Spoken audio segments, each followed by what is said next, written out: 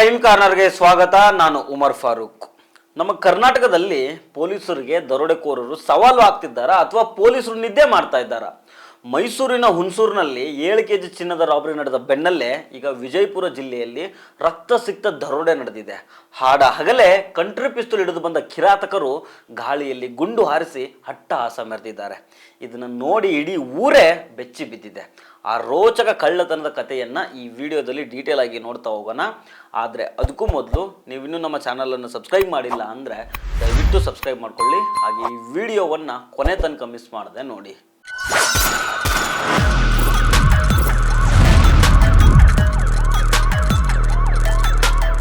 ಅದು ವಿಜಯಪುರ ಜಿಲ್ಲೆಯ ಚಡಚನ ತಾಲೂಕಿನ ಹಲಸಂಗಿ ಗ್ರಾಮ. ಮಧ್ಯಾಹ್ನದ ಹೊತ್ತು ಎಲ್ಲವೂ ಶಾಂತವಾಗಿರುತ್ತೆ. ಮಹಾರುದ್ರ ಕಂಚಿಗಾರ ಎಂಬುವರ ಬಂಗಾರದ ಅಂಗಡಿಯಲ್ಲಿ ವಹಿವಾಟು ನಡೀತಾ ಇರುತ್ತೆ. ಅಷ್ಟರಲ್ಲೇ ಎಂಟ್ರಿ ಕೊಟ್ಟಿದ್ದು ಆ ಇಬ್ಬರು ದರೋಡೆಕೋರರು. ಹೆಲ್ಮೆಟ್ ಧರಿಸಿ ಬೈಕ್ನಲ್ಲಿ ಬಂದಿದ್ದ ಆ ಇಬ್ಬರು ದರೋಡೆಕೋರರು ಕೈಯಲ್ಲಿ ಹಿಡಿದಿದ್ದು ಸಾಮಾನ್ಯ ಲಾಠಿಯಲ್ಲ, ಲೋಡೆಡ್ ಕಂಟ್ರಿ ಪಿಸ್ತೂಲು. ಅಂಗಡಿಗೆ ನುಗ್ಗಿದ್ದೇ ತಡ ಅಲ್ಲಿದ್ದವರ ಎದೆ ಮೇಲೆ ಗನ್ನಿಟ್ಟು ಸಾವು ತೋರಿಸಿದ್ದಾರೆ. ಅಷ್ಟೊತ್ತಿಗಾಗಲೇ ಅಂಗಡಿಯಲ್ಲಿದ್ದ ಒಬ್ಬ ಅಜ್ಜಿಯನ್ನು ಕಂಡು ದರೋಡೆಕೋರರು ಪಿಸ್ತೂಲ್ ತೋರಿಸಿ ಬೆದರಿಸಿದ್ದಾರೆ. ಓಡೋಗು, ಇಲ್ಲಾಂದ್ರೆ ಶೂಟ್ ಮಾಡ್ತೀವಿ ಅಂತ ಕಿರ್ಚಾಡ್ತಾರೆ. ಪಾಪ ಅಜ್ಜಿ ಜೀವ ಉಳಿಸ್ಕೊಂಡ್ರೆ ಸಾಕು ಅಂತ ಅಲ್ಲಿಂದ ಓಡಿ ಹೋಗಿದ್ದಾಳೆ. ಆದರೆ ಪ್ರತಿರೋಧ ಒಡ್ಡಲು ಬಂದವರಿಗೆ ದರೋಡೆಕೋರರು ತೋರಿಸಿದ್ದು ರಕ್ತದ ರುಚಿ.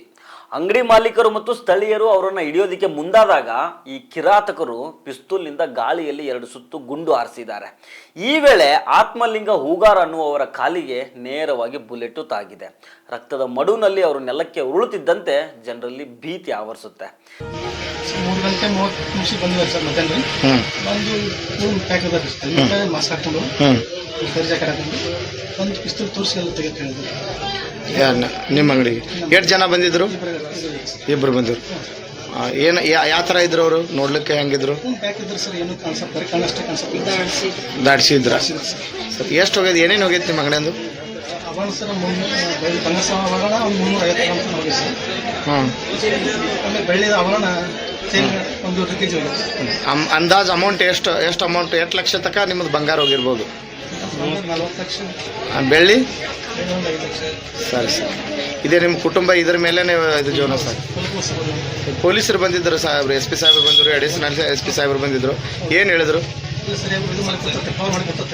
ಈ ಗ್ಯಾಂಗು 205 ಗ್ರಾಂ ಬಂಗಾರ ಮತ್ತು 1 kg ಬೆಳ್ಳಿಯನ್ನ ಬ್ಯಾಗ್ನಲ್ಲಿ ತುಂಬಿಸ್ಕೊಂಡು ಕ್ಷಣಾರ್ಧದಲ್ಲಿ ಮಾಯ ಆಗ್ತಾರೆ. ಇಲ್ಲಿ ಗಮನಿಸಬೇಕಾಗಿರೋ ವಿಷಯ ಏನಂತಂದ್ರೆ, ಹುಣಸೂರಿನಲ್ಲಿ ಸ್ಕೈ ಗೋಲ್ಡ್ನಲ್ಲಿ ನಡೆದ ಬೃಹತ್ ದರೋಡೆಯ ಕಳಂಕ ಮಾಸುವ ಮುನ್ನವೇ ವಿಜಯಪುರದಲ್ಲಿ ಈ ಘಟನೆ ನಡೆದಿದೆ. ಇವರು ಮಹಾರಾಷ್ಟ್ರದ ಬಾರ್ಡರ್ ದಾಟಿ ಎಸ್ಕೇಪ್ ಆಗಿದ್ದಾರೆ ಅನ್ನೋದು ಈಗ ಪೊಲೀಸರಿಗೆ ಇರೋ ದೊಡ್ಡ ಸವಾಲು. ವಿಷಯ ತಿಳಿತಾ ಇದ್ದಂಗೆನೆ SP ಲಕ್ಷ್ಮಣ್ ನಿಂಬರ್ಗಿ ನೇತೃತ್ವದ ಪೊಲೀಸ್ ಪಡೆ ಸ್ಥಳಕ್ಕೆ ದೌಡಾಯಿಸಿ ಪರಿಶೀಲನೆ ಮಾಡಿದೆ. ಪೊಲೀಸ್ ಅಧಿಕಾರಿಗಳು ಇಂಚಿಂಚು ಪರಿಶೀಲಿಸಿ ಮಾಹಿತಿಯನ್ನು ಕಲೆ ಹಾಕ್ತಾ ಇದ್ದಾರೆ. ಜಳ್ಗಿ ಪೊಲೀಸ್ ಸ್ಟೇಷನ್ನಲ್ಲಿ ಕೇಸ್ ದಾಖಲಾಗಿದೆ. ಶಾರ್ಪ್ ಶೂಟರ್ಗಳ ಪತ್ತೆಗೆ ಸ್ಪೆಷಲ್ ಟೀಮು ರೆಡಿ ಆಗಿದೆ. ಈಗ ನೋಡ್ತಿದ್ದಂಗೆನೆ ರಾಜ್ಯದಲ್ಲಿ ಗನ್ ಕಲ್ಚರು ಹೆಚ್ಚಾಗ್ತಾ ಇದೆ.